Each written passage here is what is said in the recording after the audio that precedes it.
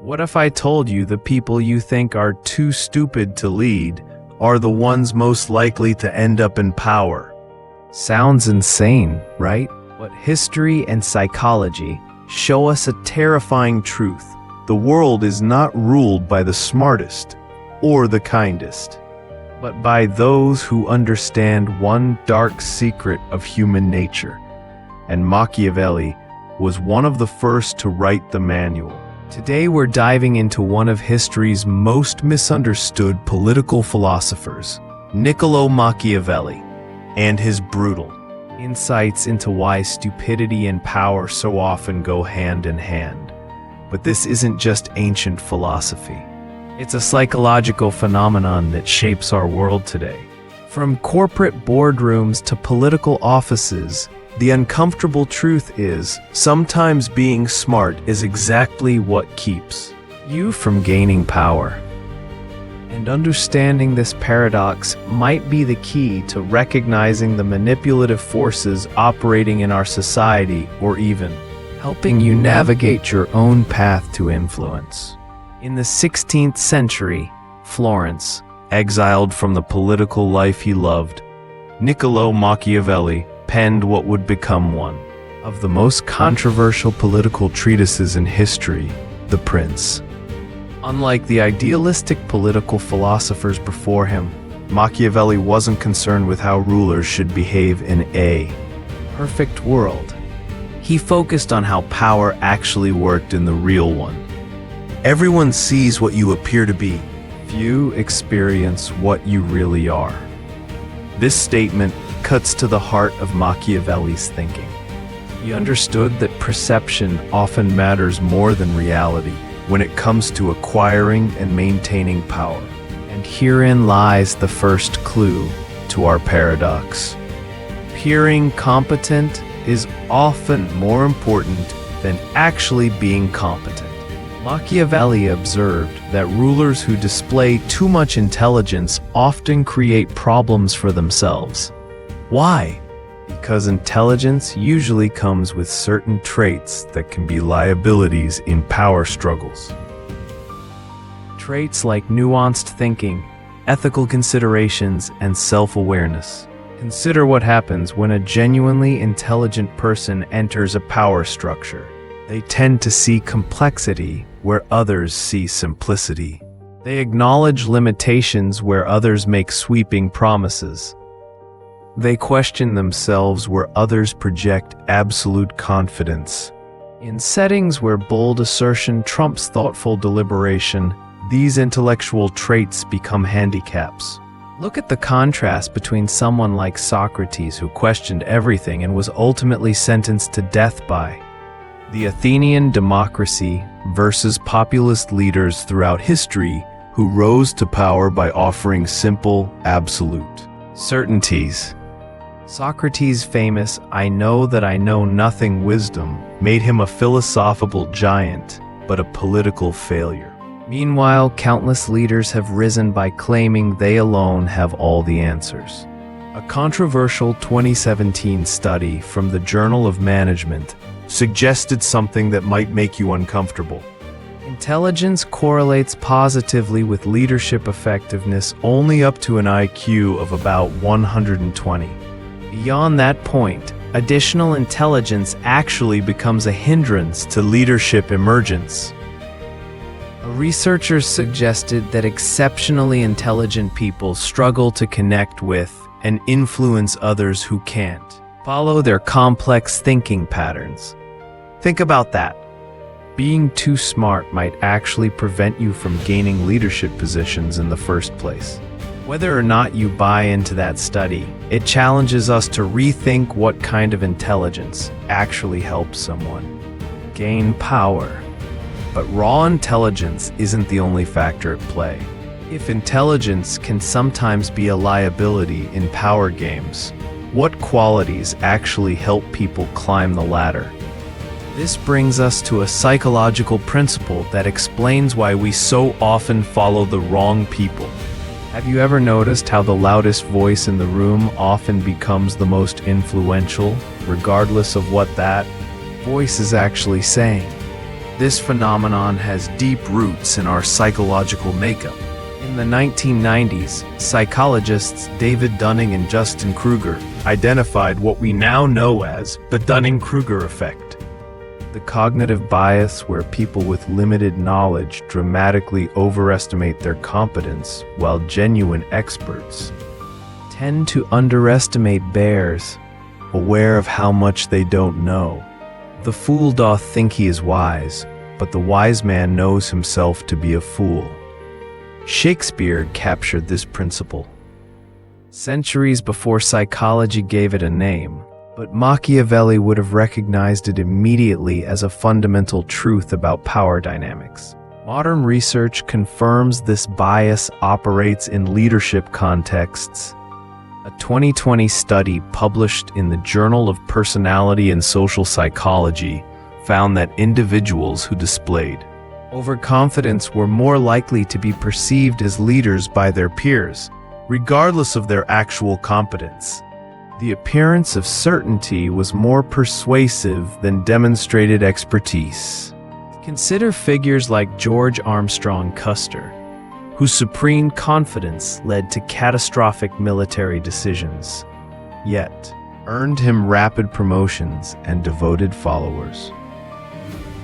Or look at the tech industry, where founders who speak in absolute visionary terms often secure massive funding over more measured, experienced entrepreneurs. WeWork's Adam Neumann exemplified this. Despite a shaky business model, his unshakable confidence helped him attract billions in investment and a cult-like following. This pattern repeats globally. Japan's Masayoshi Son of SoftBank lost $70 billion on failed investments while maintaining investor confidence through sheer force of personality. Russia's oligarchs rose not through competence but through connections and confidence during the post-Soviet privatization. Singapore, by contrast, built safeguards specifically designed to prevent confidence from trumping competence in leadership selection.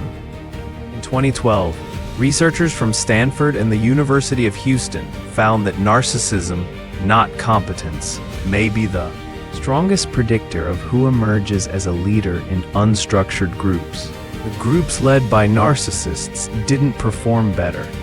They just thought they did. Why does this happen?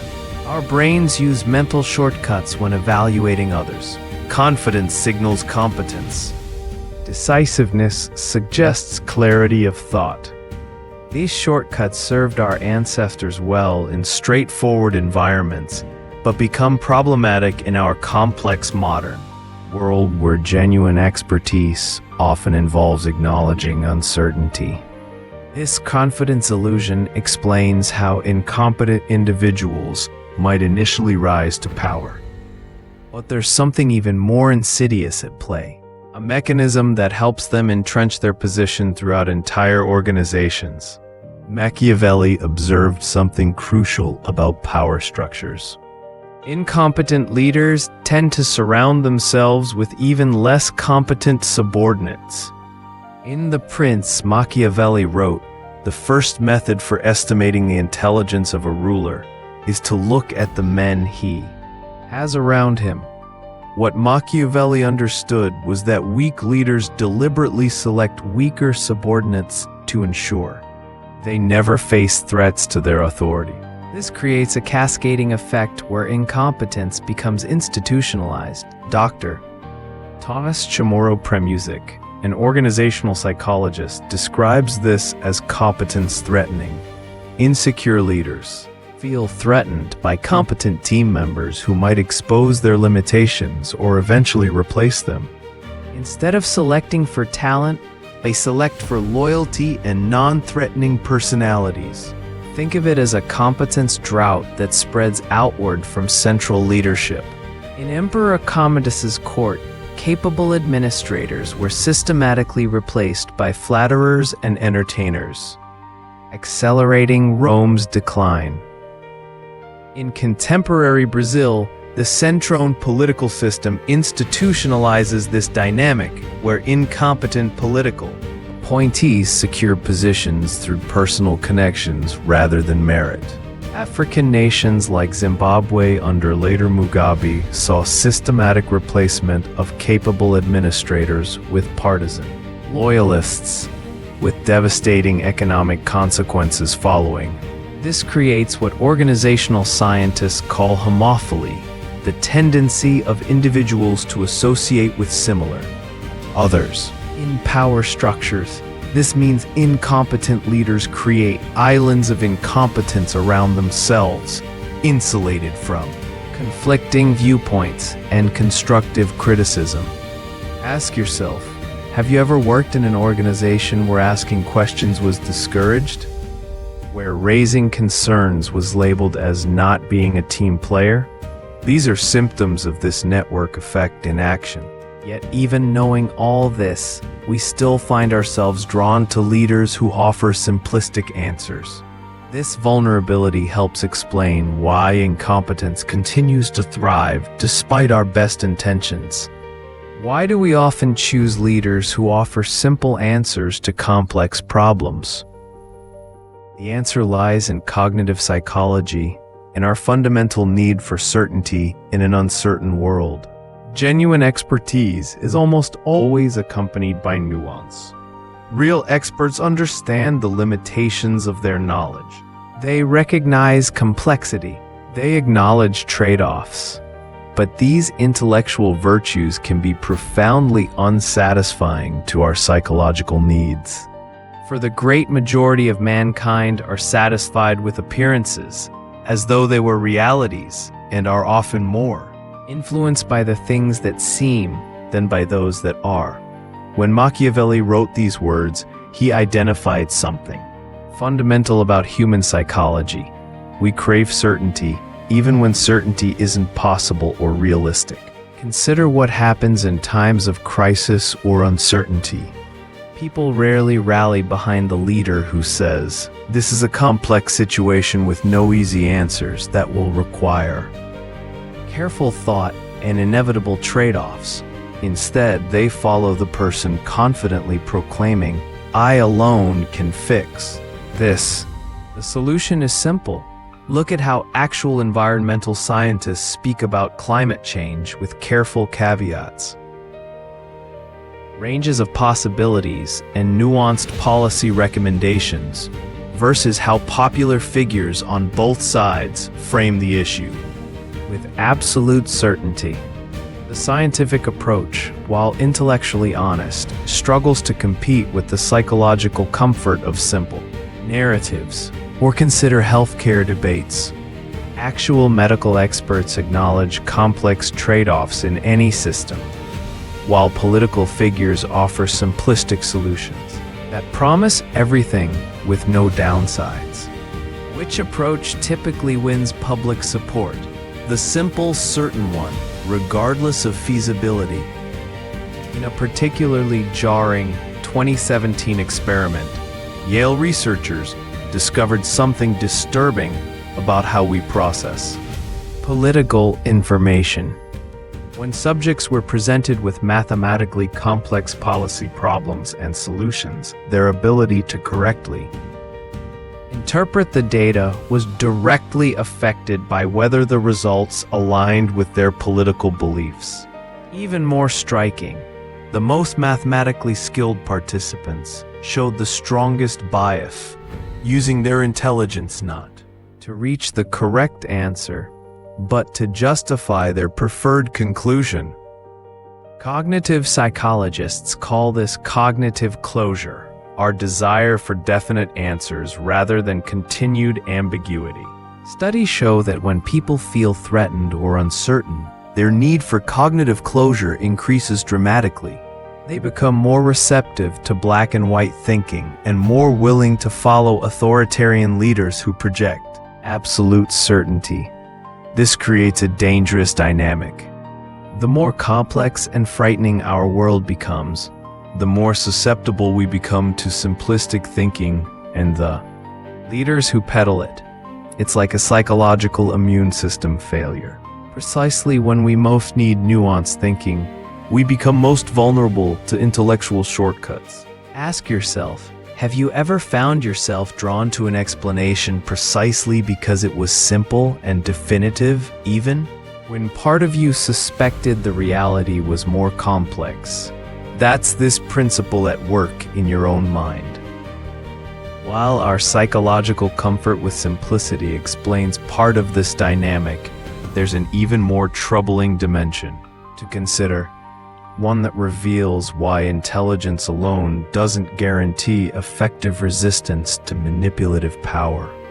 Here's where Machiavelli becomes truly unsettling. He suggested that moral considerations often handicap intelligent people in power struggles. In what might be his most infamous passage, he wrote, "It is necessary for a prince who wishes to maintain his position to learn how not to be good, and to use this knowledge or not to use it according to necessity." While intelligent people typically develop more complex moral reasoning, this can actually impede their ability to compete for power against those unburdened by such considerations. In any competitive environment, the person willing to cross ethical lines has access to strategies that morally constrained competitors do not. They can make promises they have no intention of keeping. They can undermine rivals through deception. They can exploit fears and prejudices that others refuse to touch. Consider the contrasting fates of Cicero versus Julius Caesar in ancient Rome. Cicero, brilliant and principled, ultimately lost the power struggle to Caesar, who had no qualms about crossing the Rubicon, literally and figuratively, breaking norms his opponents felt bound to respect.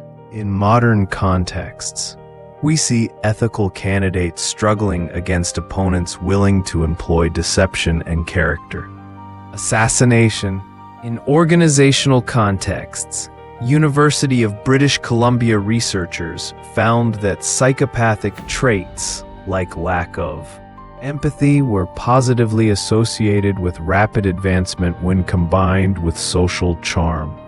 This pattern appears cross-culturally, from China's Shenu ruthless businesswoman archetype to Nordic companies where studies show that despite cultural emphasis on collaboration, manipulative leaders often outpace their more ethical peers in advancement speed. This creates what game theorists call a race to the bottom. When unethical tactics prove successful, others face pressure to adopt similar approaches or be left behind. Over time, this can transform entire systems, making unethical behavior the norm rather than the exception. Understanding these dark dynamics might make the situation seem hopeless, but not all environments equally reward incompetence and unethical behavior. By recognizing which conditions favor stupidity and power, we can begin to design systems that select for genuine merit. Instead, Machiavelli understood that different environments reward different qualities. Some contexts naturally select for competence, while others create fertile ground for incompetence to flourish. What determines which type of environment develops? Several structural factors. First, feedback loops and accountability structures. In environments with clear, immediate feedback about decisions, incompetence is quickly exposed. Think of a surgeon whose patients consistently die, or a bridge engineer whose structures collapse. These fields tend to select for genuine competence because failure is obvious and consequential. But in environments where feedback is delayed, indirect, or easily manipulated, incompetence can thrive indefinitely. Political systems where outcomes can be blamed on predecessors or external factors. Corporate hierarchies where results can be obscured through creative accounting. Or media landscapes where being entertaining matters more than being accurate. These are all fertile grounds for the incompetent to rise. Second, institutional design and power distribution. Centralized power systems with weak checks and balances create conditions where incompetence flourishes. The Soviet Union's collapse was accelerated by a system that concentrated decision-making in unaccountable hands. Conversely, Germany's dual-ored corporate governance structure, which separates management from oversight, provides structural resistance to incompetent leadership. Third, information asymmetry and complexity. When success is easily measured and compared, merit tends to win. But when goals are ambiguous or success is subjectively evaluated, style often trumps substance.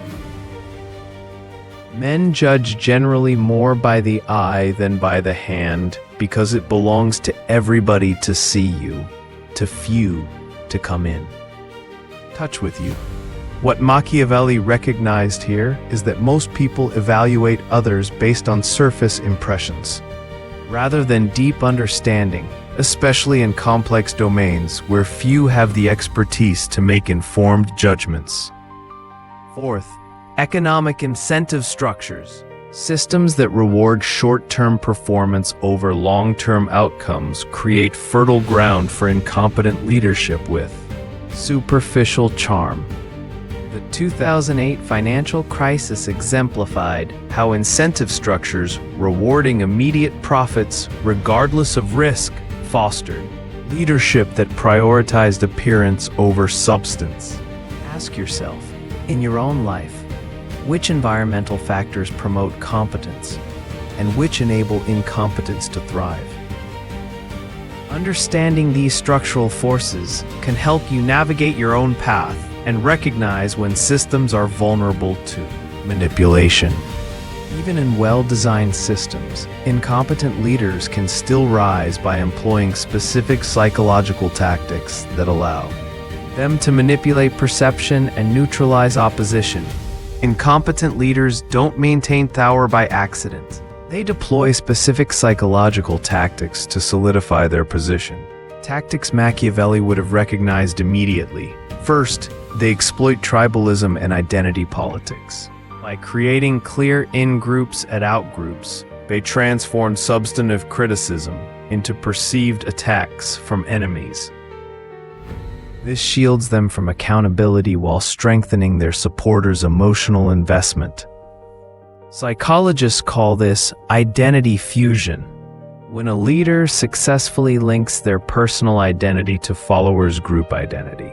Once this fusion occurs, challenging the leader feels like an attack on the group itself, and by extension, on followers' own identities.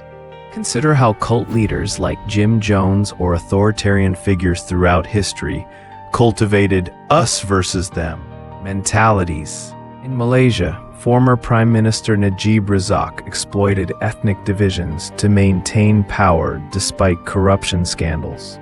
Brazil's polarization under Bolsonaro demonstrated how tribal identity can override factual reality. Second, they leverage cognitive load and information overwhelm. By constantly generating chaos, crises, and controversies, incompetent leaders overwhelm our cognitive resources. When we're busy processing an endless stream of outrages, we have little mental energy left for critical analysis or organized resistance. Third, they employ what George Orwell called doublethink, the ability to hold contradictory beliefs simultaneously. By constantly shifting positions and rewriting history, they create an environment where truth feels subjective and accountability becomes impossible.